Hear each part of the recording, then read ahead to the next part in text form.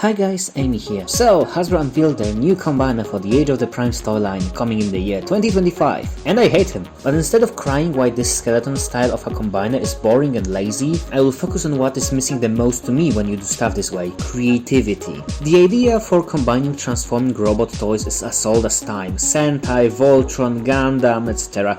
There is nothing new here. The first time Takara incorporated it into their toy line, called Diaclone, was in the year 1982, with an idea for two sets of 6-piece teams of combining robots. We have a team that turns into construction vehicles and a team of trains. We have two members that form the legs, two arms, the waist and the torso/head. For the train combiner, each limb could switch places with each other. The left arm can be the right one and the right leg can be the left leg, but the construction team couldn't freely swap parts. Takara, wanting to innovate from this limited style of combining, started to work on new designs. But where do you go after a normal 6-way combiner? Takara's mind went into expanding on the swappable transformation that was caused by the accidental design of the train robots. So they imagined a series where you can freely switch around each part of the combiner. You can say that you can scramble them. The toy line was supposed to be named Diaclone Jizai Gattai, where each combining robot could either freely switch parts between each other or combine with a giant base robot, having the ability to form massive cities. But then Diaclone was cancelled. So instead, Hasbro revived the concept in their Transformers series.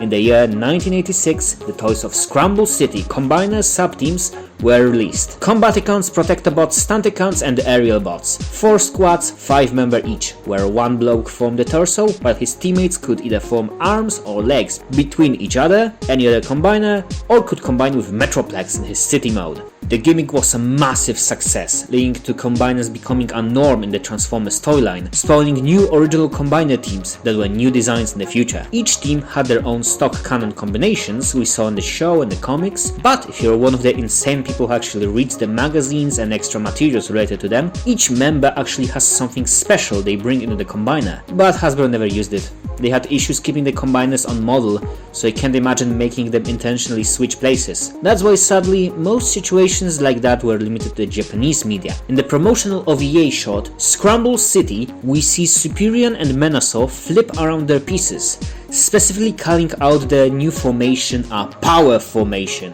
suggesting there are some benefits or at least stat changes from each existing piece. Scramble City OVA also showed us a pretty creative attack tactic. As the aerial bots are trying to rearrange again into an attack formation, Slingshot and Fireflight get their positions mixed up, leaving Superion legless. Menasaur then shoots out Dead End, who attaches to the combiner, damaging it from inside. This probably feels awful, like having a knee cramp inside of your brain. So we saw some creative usages for the Scramble City combining, and we got a nice reason for the gimmick to exist in fiction, creative ways of combat, and possible stories. Sadly, the Western G1 cartoon didn't use it.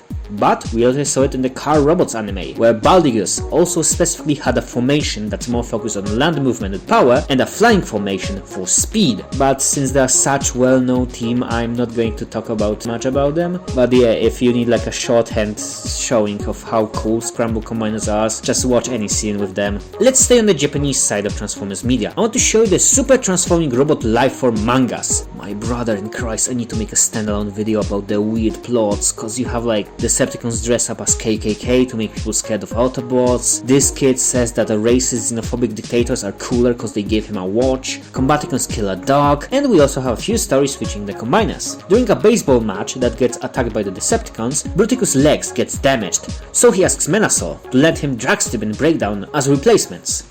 Menasaur, I must fight. Let me dragstrip and breakdown for my legs.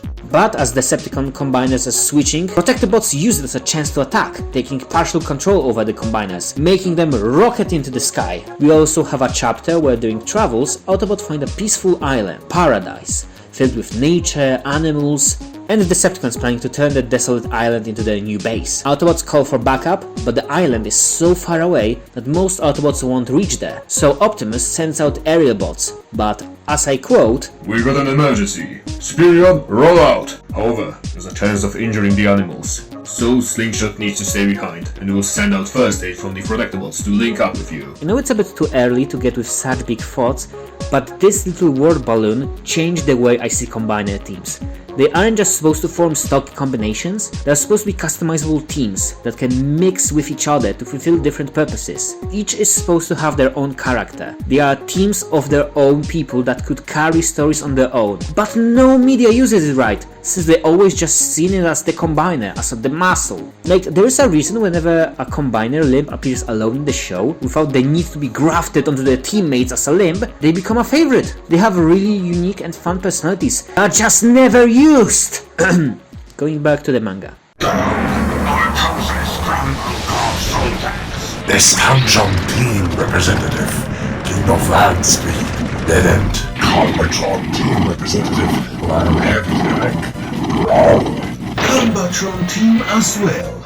Cosmic Soldier Blastoff. Representing the Turtron team, Sovereign of the Skies, Cutthroat.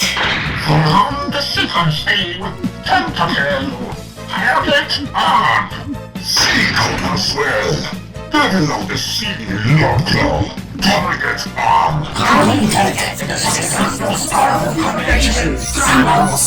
The Godmaster Force manga introduces the Decepticon Scramble 7, powerful combiner formed out of the 7 chosen members of the Decepticon Combiner subgroups, containing the skills and abilities of every other combiner. It can annihilate bots like Raiden with one shot. We also see its power in the Generation Selects manga, where he blasts away a few super-powered Megatron clones easily. Keeping with the theme of Japanese media, let's move on to the art that was included in the TV magazines. To promote Transformers episodes, the magazines had some awesome art, including the pair of combiners just named Super Scramble, showcasing the wacky combiners and the abilities they get from each limb. Like, we knew guys like Menasor and Defensor had the wacky abilities like the Super Tornado Gun, a Shield Barrier, but those aren't their only perks. Blastoff and Dead End have the ability to throw bombastic high-speed punches. Nose Cone makes a combiner more durable, and Blades gives a combiner super speed. Imagine if Western media played with it, mixing and matching combiner teams every episode, showcasing how their abilities intertwine with each other,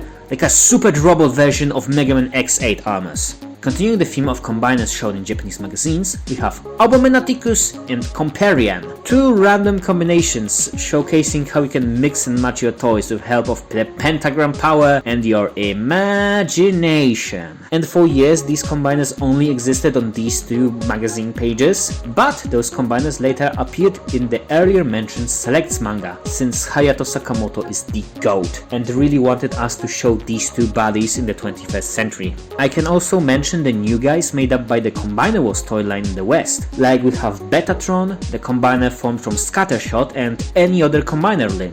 Due to Scattershot's high intelligence, he can easily combine with any limb bot, since the other computing power eliminates any personality glitches, forming a fully functional yet personality-less combiner. Modulus is a yet another mix and match combiner that is just a really specific formation of Betatron. He exists only for FunFab to showcase some of the combining toys that they sold. We have the Inferno combiner mentioned in the Lively Pursuit, the Masters of Mayhem story, he is there.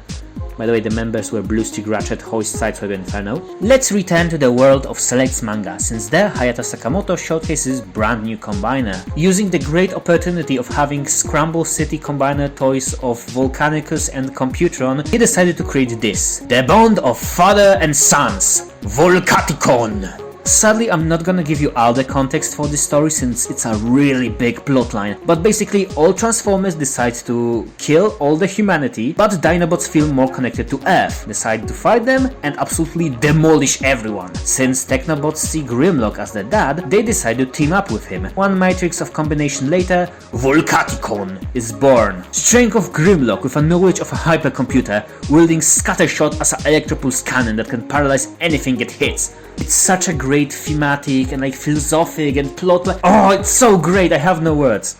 So yeah, sadly, all these combos I showed you sometimes need a leg or a bot to become an arm, or vice versa. But with the new skeleton binder style of combination, it's basically impossible, like fully modifying a toy. All the photos I showed you are from TFWiki, and they can all be done with existing toys, due to a universal combiner joint that lets you mix and match, fuse, scramble, freely combine. It lets you be imaginative and creative, thinking of new forms and combinations, making up stories of mixed combiner teams going adventure. Also, I saw a lot of custom toys that somehow merged 2 deluxes into one torso. I don't know if I will have a photo of that for now, but people were insane. Oh yeah, also the combiner packs can mount into the armor chest from Part of the Prize. That another way of combination. It really reminds me of Lego, where people just yearn and slowly realize how many ways all these little pieces can combine. But now, to be accurate to some dumbass animation model, they can't. You don't know how much rage it fills me with? Like, remember how I mentioned the GOAT, Hayato Sakamoto? He's a really creative man. He works with what he has in the toys to make up new stories and actions. Have you seen his Twitter? He either draws fanboy Bunny Rodimus or retweets a bunch of fan modes made by the internet users. So yeah, in short, Combiner was goated and this lazy ass skeleton is fucking washed. Go read the Transformers manga, they're great. I hope Hasbro makes Seacons soon, so some dumbass can sell the Unite Warriors ones cheaply. Bye.